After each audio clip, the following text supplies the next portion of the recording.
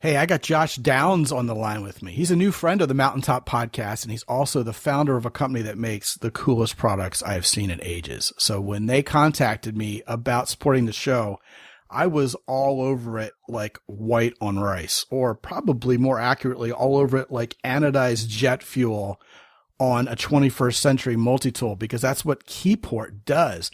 Josh, man, how's it going over there in Washington? Pretty good. How are you doing? Hey, man, I'm doing good. I'm holding not one, but two of your products in my hand right now. One is called the Anywhere Tool, which will replace my Swiss Army knife with something that is TSA friendly, even though I can cut boxes with it.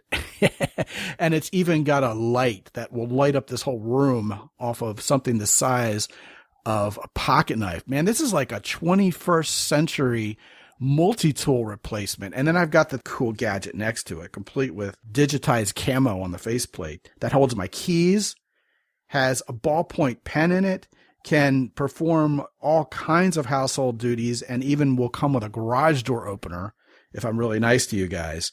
And this all is so cool because I'm the hugest geek for gadgets that are techie, but not necessarily electronic. And what gave you guys the idea to start this company? Keyport started when I was riding my motorcycle every day and I was constantly fumbling with my keys, and I'd take one off and stick the rest of my keys in my pocket so that they didn't scratch my handlebars on the bike. And so I came up with the idea for the first Keyport. I called it the Slide. And from there, it evolved into all kinds of EDC tools and gadgets that can clip on, and you can create a keychain / multi-tool to fit your personal style. Yeah, man. And you can put like a wood faceplate on it or carbon fiber. As a sport bike guy myself, I can completely relate to the scratched up triple clamp, which you always want to avoid. And then, your keys stabbing you in the leg when you're cornering. Brutal. Yeah, man. So this is a much less savage way to do your everyday carry thing, and it's really masculine. And I'll tell you what, you guys have pretty much taken over the world with this stuff. It's catching on like wildfire. You've been at it for a while, but men are really starting to pick up on just how cool these everyday carry devices are from Keyport. So what I want to do is I want to send you guys over to mountaintoppodcast.com/Keyport, KEYPORT. So you guys can get a load of these things yourself. Wait till you see, you're going to flip. And you've also given them a coupon. Mountain 10 takes 10% off, right, Josh? Yeah, that's right. Everything in the store, 10% off. Yeah, man. So new friend of the show. I couldn't be more stoked to have you guys supporting us. Thanks for joining us, man. No problem. Thanks for having me. Yeah. And now, guys, enjoy the show. We got a barn burner for you today.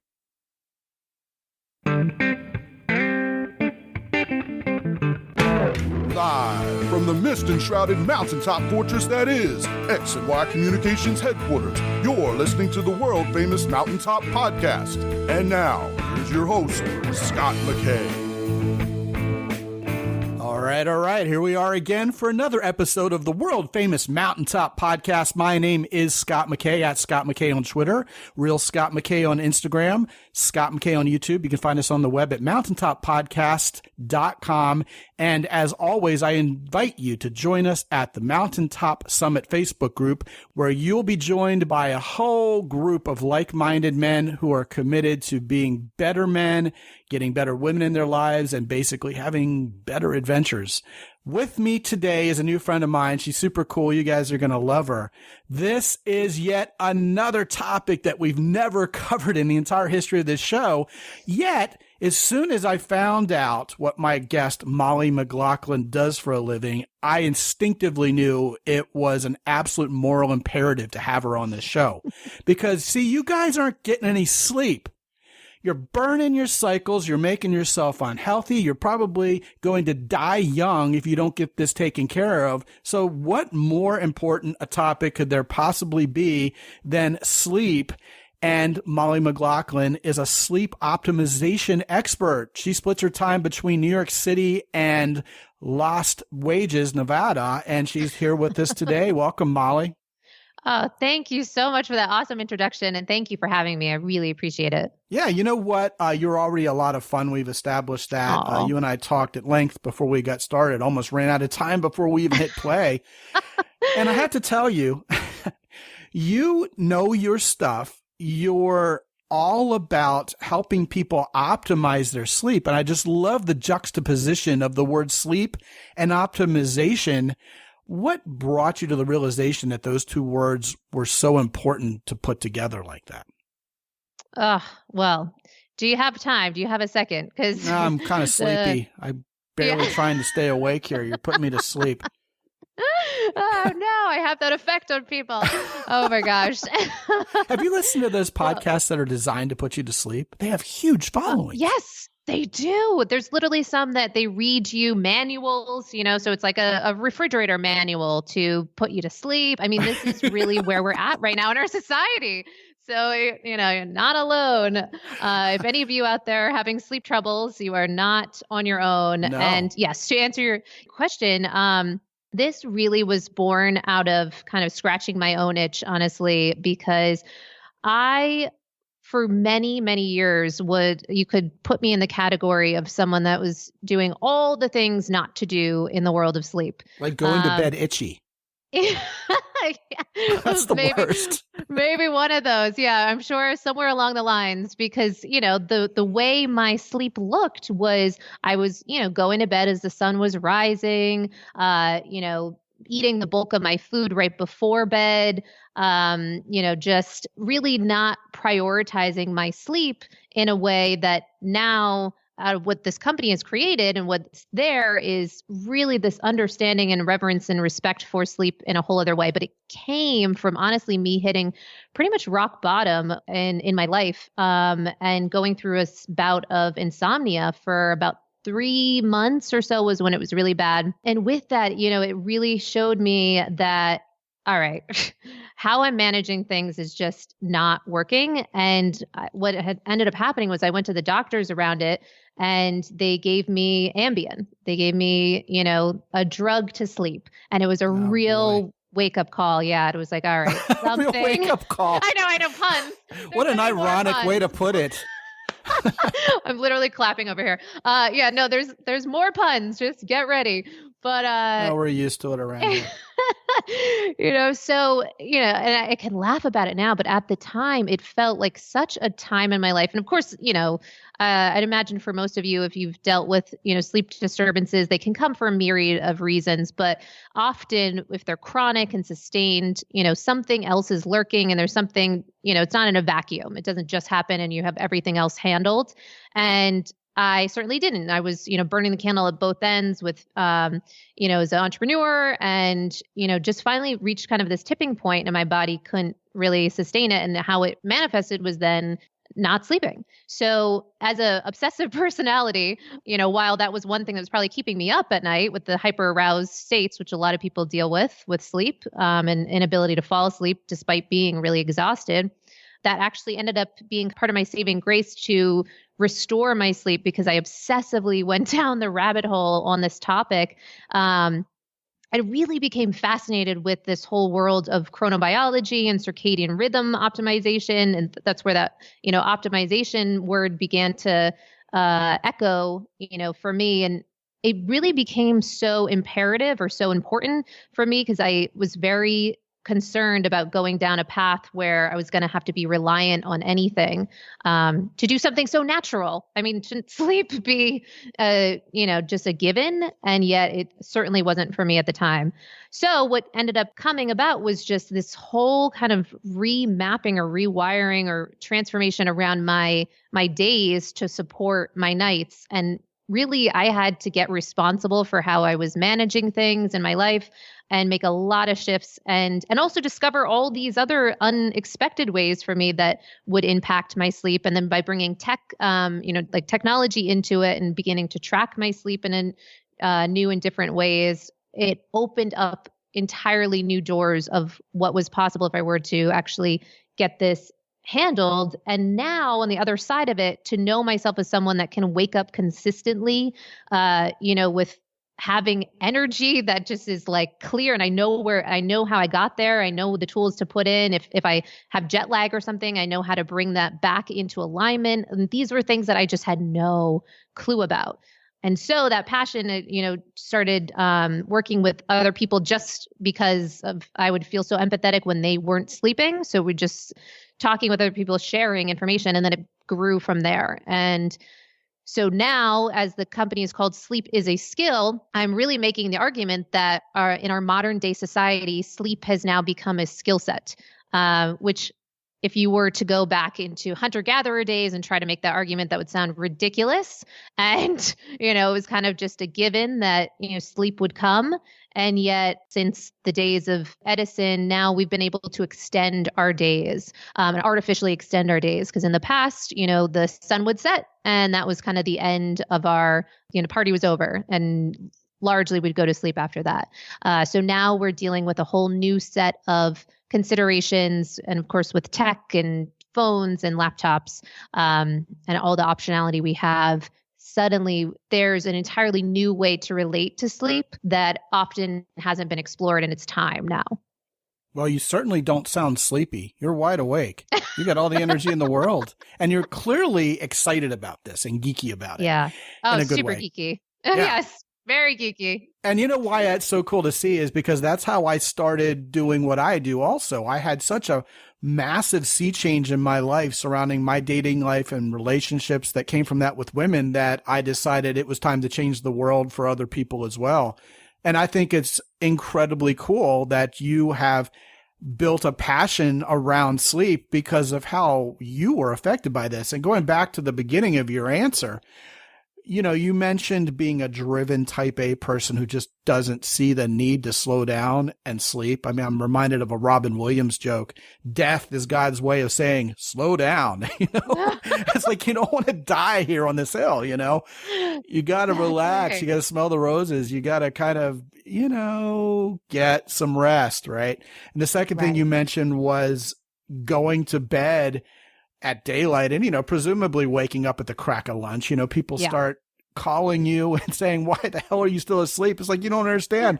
I've only had a 3-hour nap. I'm not being lazy here, and people who do shift work, it happens for them too. Yeah. And, you also mentioned, eating before you go to bed. I mean, if you're going to complete that Mount Rushmore of the 4 huge, iconic, etched in stone factors that keep people from getting good sleep, let's just get wasted, guzzle a bunch of alcohol on top of that. And people wonder why, oh God, I can't get any sleep. I drink, a fifth of scotch and a bottle of red wine before I go to sleep. And man, you pass out, but it just wrecks your sleep. So alcohol is another one.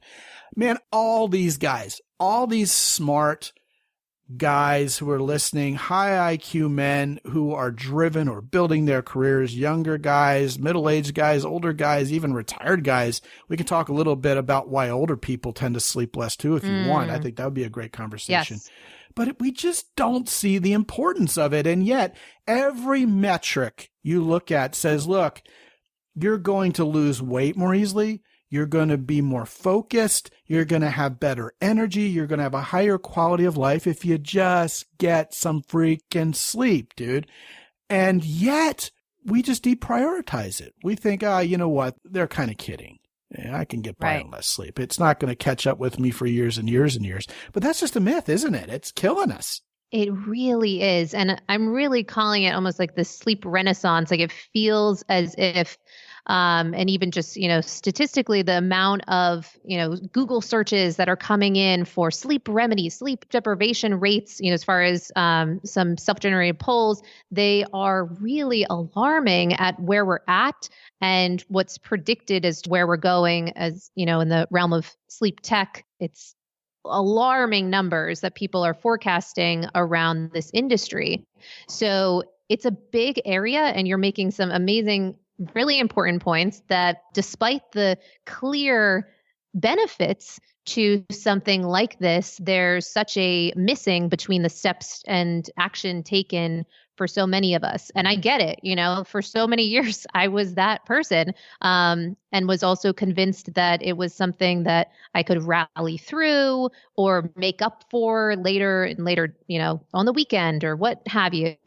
And really not also understanding the impact and the difference that would come when I would try to kind of steal hours of sleep at later points and not getting the ramifications of that on also my health and well-being, like you're pointing to, which is, I think, part of why we're hearing so much more about it with more recent link-ups with some neurological disorders. So as far as Alzheimer's, Parkinson's, and dementia have now really been closely linked with sleep deprivation in some really interesting studies. So it's getting, kind of some more press.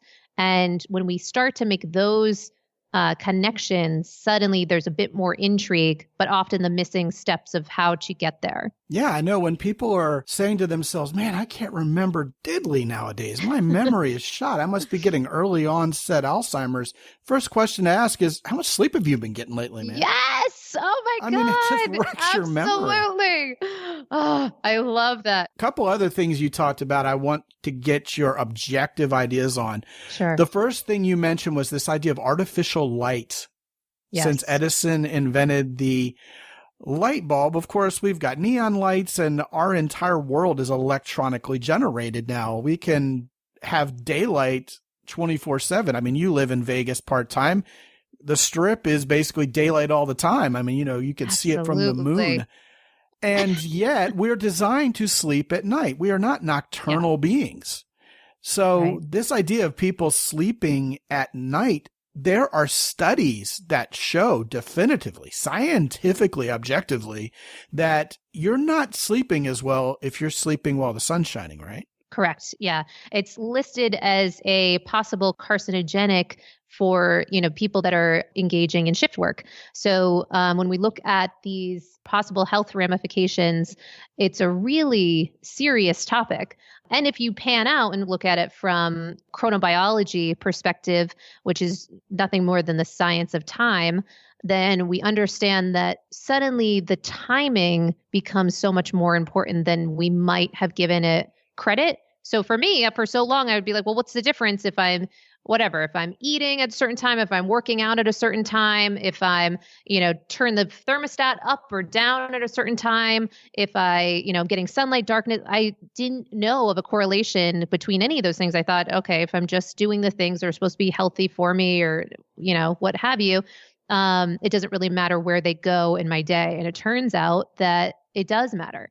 So it's a really interesting area. And I've found it completely fascinating because it can almost automate how you manage your days and how, in a sense of urgency, almost going back to like, I don't know, the Amish as an example or something of, you have a certain amount of daylight and you need to really be mindful of how you're spending your time. It brings into, time management and understanding, okay, this is a scarce resource because we've kind of been fooling ourselves that we have more opportunity to be active, to do all the things that we need to get done because we've kind of been taking that time in the later hours past sunset. And a lot of really interesting research points to that there's a cause and effect, or there's an impact if we're doing that. And that sleep quality, sleep stages, how rested and rejuvenated we feel, and the ability of the sleep time duration that we're often looking for, all those things can get impacted.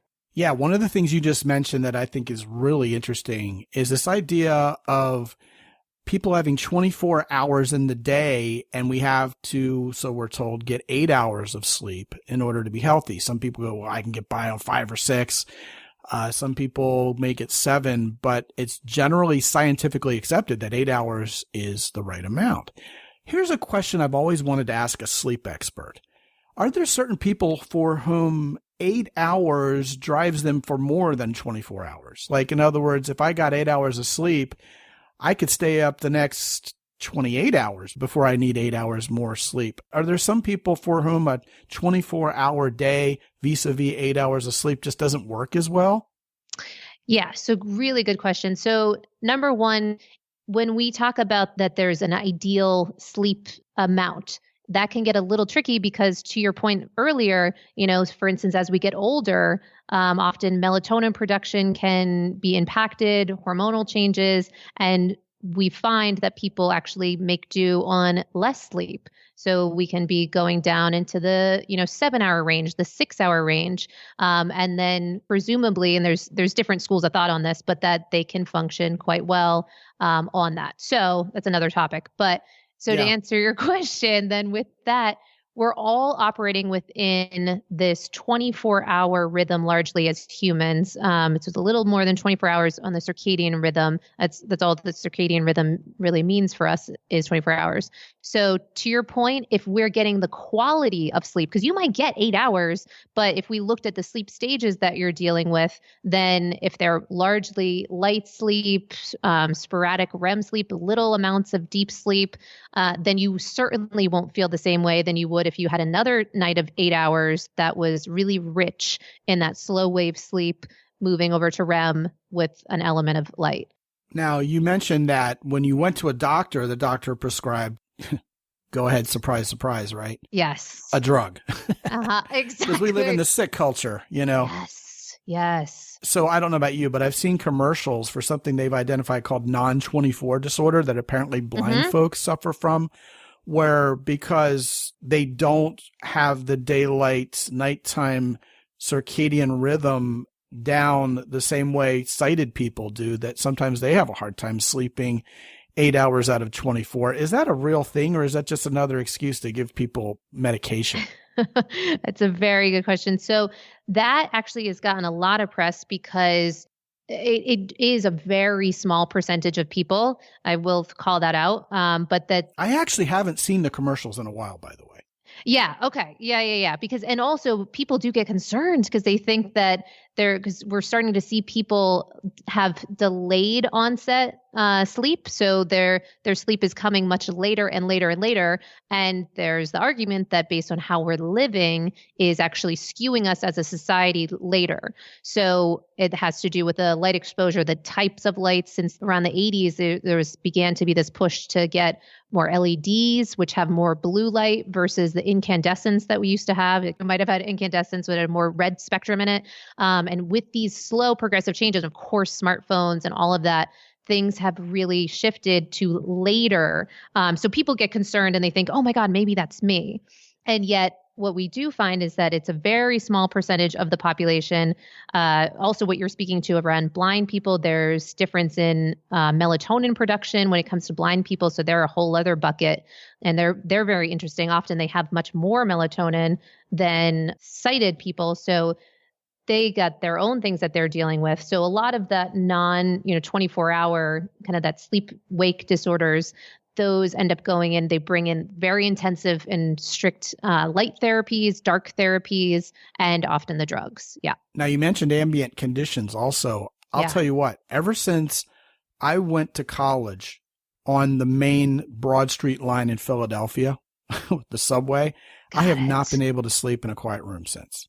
I've got to have noise in my sleep. The other thing that you brought up was temperature. Sure. And I saw a piece recently that talked about how most people like to sleep in a cold room and sleep better when they can pull up the covers and kind of snuggle in. What about that stuff? Okay. Great question. So number one, everything that we speak to at Sleep is a Skill is largely around this idea of circadian rhythm entrainment. So entrainment is looking at these external factors that you're pointing to, and how they can act as time givers to our body to let us know what time it actually is. Because surprisingly, the body is always, really trying to understand and stay on time. That's linked up to a spot in our brain called the suprachiasmatic nucleus, which just a fancy phrasing for it's like our master clock. And all of those things, so whether it's sound, whether it's light, whether it's temperature, whether it's timing of our meals, whether it's exercise and exertion timing, whether it's even thought timing, there's certain times for, certain types of thoughts. All of these things can act as external cues to our body to let us know, all right, this is morning. Okay, this is night. And that really has a huge impact on our inner working because it's like a choreographer that's keeping the liver on time, the stomach on time, what have you. So what you're pointing to, I love what you said about the ambient noise because that can almost become Pavlovian for people because then suddenly we link up those types of sounds as this equals bedtime. And it's the same way we might sleep train a baby, the same thing, the same principle applies to us. So it's getting really clear on what we're bringing into our sleep environment and also during the days, how that will support our nights. It becomes really crucial.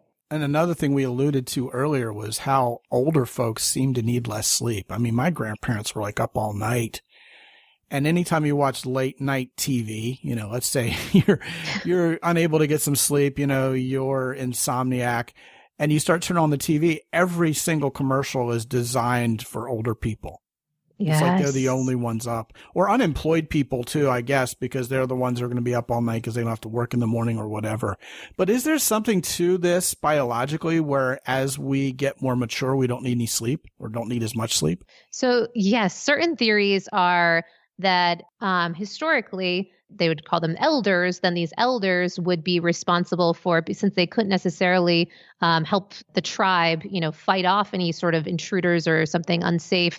The idea is that then they would be able to listen for any sort of intruders. So they would be the ones sleeping lightly to kind of sound the alarms. This is one possible theory, kind of anthropological look at this. But another theory is that part of how we've been managing our sleep nowadays, that many people have been in the workforce for many, many years, and then they retire.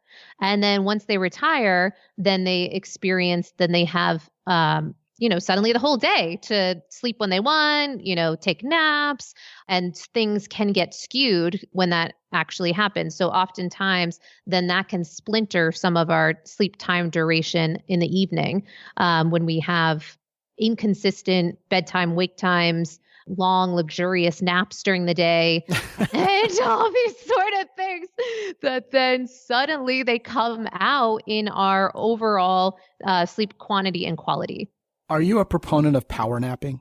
I do like power napping when done responsibly. So yeah, depending on the timing of so you want to try to aim to have those usually in the early afternoon. You can do the Tim Ferriss calf nap. Some people will talk about, but you'd want to really time that very early if possible, because caffeine is a powerful one for sleep.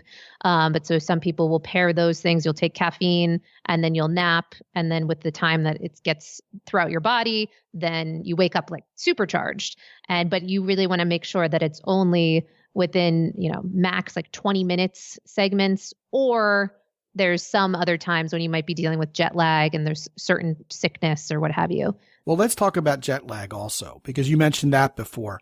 Jet lag is often misconstrued by people to mean that they're sleepy after a long journey, but the actual term jet lag applies to a traveler changing time zones and their system being shocked by that. That's the true meaning of jet lag, correct? Correct. Yeah. So I'm well acquainted with it, by the way. I'm sure you are. Yeah. I loved our conversation earlier and getting to learn how well versed you are in your travels. It's incredible. And so you've dealt with this, right? And so when we experience this, it can be very off-putting, especially for people that haven't gone through this. And there are a number of things that we can do to make a difference in that area. Just to give you a couple practical things, I love the app called Time Shifter. I don't know if you've tried that guy out, but it's great. So basically you just put in your flight, and particularly for some of these long flights, like I'm sure you obviously have been well versed on, when we're getting into like the 27-hour, 30-hour type flights, this can be crucial. And what it's pointing to is how to shift time as much as we possibly can to help guide our bodies into a really jarring experience of a totally different mismatch in time, often the exact opposite for many of us that are frequent travelers. So that can really help. And what plays into that is you want to be super mindful of your light exposure and when, but you likely will need guidance unless you're into math and shifting for different periods, because there's a lot that goes into this to help guide your body. So being mindful of the light timing, being mindful of the dark timing, also often foregoing those times when the airlines will bring out the food, because often that's aligned with someone else's time zone and not yours that you're looking to shift to for some of these longer flights. Yeah, sometimes people feel like they have to get every bit of value out of the flight. Yeah. Like in other words, if they're bringing out food, I want to make sure I don't miss my meal or whatever, you'll survive. It's probably better to get there more refreshed. Several things I can think of. First of all, if you're going from Texas to New York, you're not jet lagged. Stop it. Just step off. Okay. That's amateur jet lag. Yes. It's kind of like when we do daylight savings time and they're giving parental warnings. Oh, make sure your children are adjusted. It's like, it's 60 minutes, you guys, really. I mean, if you're perpetrating like you've got your kids down to that much of a science, I mean, you're posing. But here are my quick and dirty tips for avoiding jet lag or managing jet lag. First of all, when we're on really long flights where the difference is going to be like 12 hours, like between Texas and East Asia, we try to get flights that land us there so we get at the hotel around normal bedtime, like 9 o'clock or 10 o'clock at night. And then, like most people, I'm crap for sleeping on flights anyway, so I'm exhausted by the time I get there. And then you fall asleep and you don't schedule something for early the next morning so that you're actually, surprise, surprise, on schedule when you wake up. The other thing is if you do get there at like 7 in the morning, kind of like European flights or Australian flights from California are famous for this. They take off at midnight, then you get there at 7 a.m. 2 days later. You're going to be all excited to go explore, tap your brakes, take a 2 or 3 hour nap. Okay, not any longer than that. Don't sleep the whole night. Force yourself to wake up after 2 or 3 hours just so you're not cranky and wishing you were dead when you're supposed to be enjoying this new cool place you're going to. And then, withstand that day till the normal sleep time that night and you'll be all right. The older you are, the rougher it gets. Also, don't drink a whole lot on the plane. That'll kill you. And here's something that a lot of people don't realize.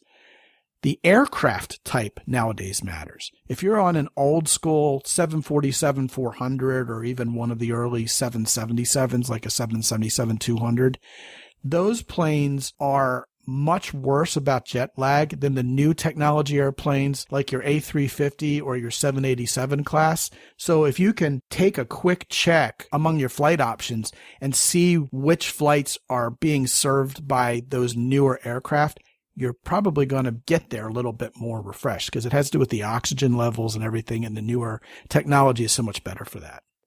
That's such a good call out. Yeah. The radiation levels that we're dealing with on those different aircrafts can really mess with you. Yeah. So I love that you're calling that out. That's huge. Now, if any of these guys are having a hard time sleeping, what are your quick tips that they can objectively put into practice right now to help maybe get to sleep a little bit more easily and maybe to even have better sleep? Okay, so number one, if you were to go to a sleep specialist, one of the first things they would suggest is to keep a sleep diary. And you can make that as analog or as, you can get into it as much as you want. So you can either just keep a sleep diary, like write it out, or you can also get some sleep tech that can help automate that for you. So we want to be clear on the numbers of how much sleep you're getting. And then if we've made the distinction that it's clear that things are off, consistency is king in the world of sleep. So you want to start dialing in to get a clear 7-day-a-week bedtime, wake time. And of course, you can have a little bit of wiggle room within those, but it literally can become one of the most freeing things because then you'll get tired at the same time and wake at the same time each day. So with that, one of the third ones that's just so basic, but so important is morning sunlight. So we call that sun anchoring. And sun anchoring or light anchoring is so crucial because that acts as light is one of the key drivers of your circadian rhythm kind of priming. And what that will do is tell your body that it's time to wake up. So if you remember nothing from this podcast, just remember to practice this around 20 minutes of light outside each morning. That can make a huge difference because that cues up your body to stop producing melatonin, to suppress that, and to shift over into cortisol as you are, normalizing your hormones because many of us are dealing with those mismatches. And that will actually cue as a countdown until later in the evening and then help you actually produce more melatonin. So it can be very confusing why light in the morning would actually produce more melatonin at night, but there's a correlation and a connection. So do those 3 things.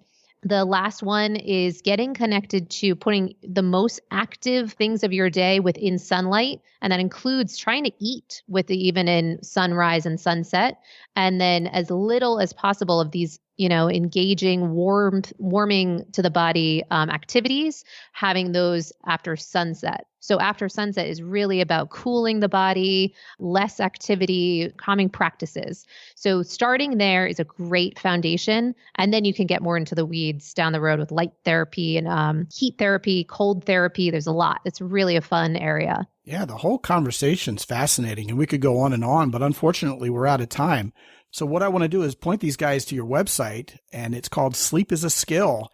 And you can get there by going to www.mountaintoppodcast.com/Mollie, MOLLIE. And, I'll make MOLLY go there too, just in case some people are spelling challenged.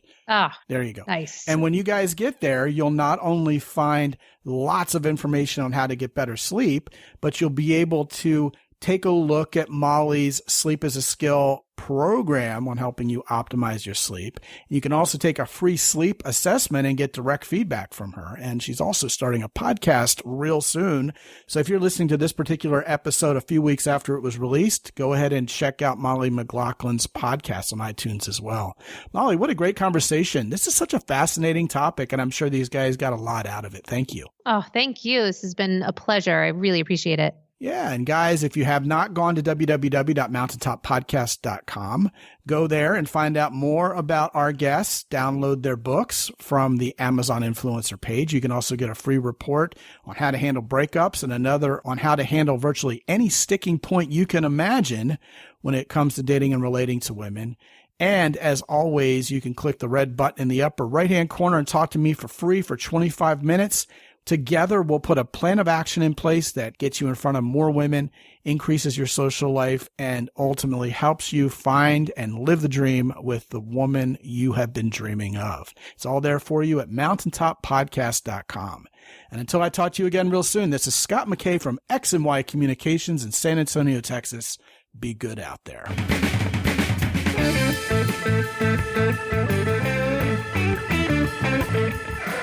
The Mountaintop Podcast is produced by X&Y Communications. All rights reserved worldwide. Be sure to visit www.mountaintoppodcast.com for show notes. And while you're there, sign up for the free X&Y Communications newsletter for men. This is Ed Roy Odom speaking for the Mountaintop Podcast.